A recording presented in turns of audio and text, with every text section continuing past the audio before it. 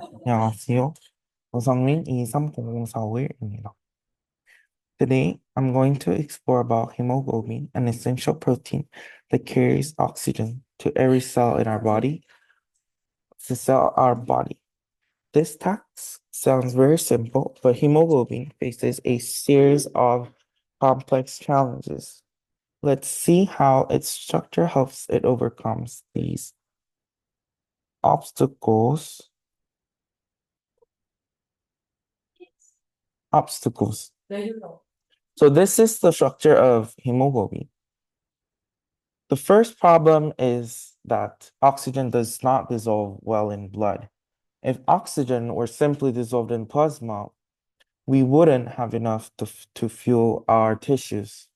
For this solution, hemoglobin solves this by incorporating a heme group with an iron ion, Fe2+, at its core. This iron binds to oxygen reversibly, creating a stable oxygen carrier. With 4 heme groups per molecule, hemoglobin can carry 4 oxygen molecules, ensuring a sufficient supply for our body needs. The second problem is that free iron in the body can create harmful reactive oxygen species, ROS, or oxidize to Fe3+, which cannot bind to oxygen efficiently. For this solution,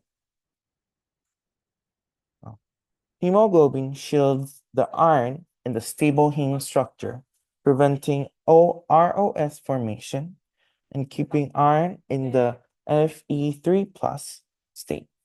This stability allows hemoglobin to bind oxygen safely and release it when needed without causing cellular damage. Third problem is that carbon monoxide is a major competitor for binding with hemoglobin, attaching much more strongly than oxygen and blocking oxygen transport. For this, hemoglobin's heme pocket includes a distal histidine, HISE7, that restricts carbon monoxide binding by creating a steric hindrance favoring oxygen binding.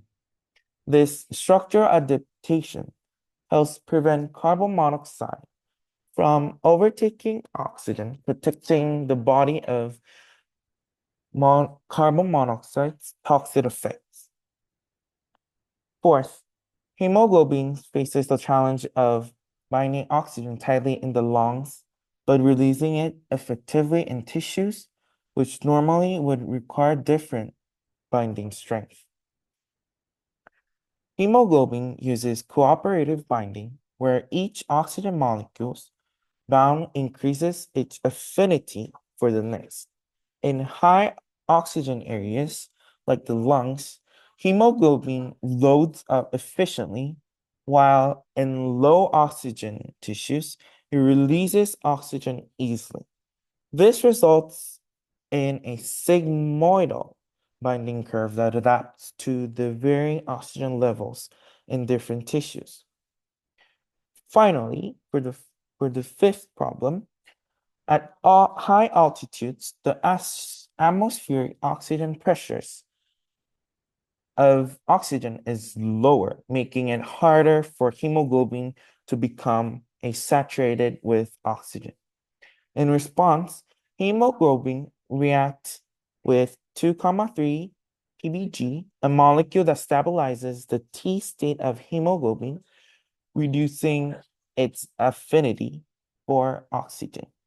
At altitude, red blood cells increase 2,3 BPG levels, which helps hemoglobin release oxygen even when it's scarce, keeping tissues supplied in low oxygen environments. Sorry for the PowerPoint issues.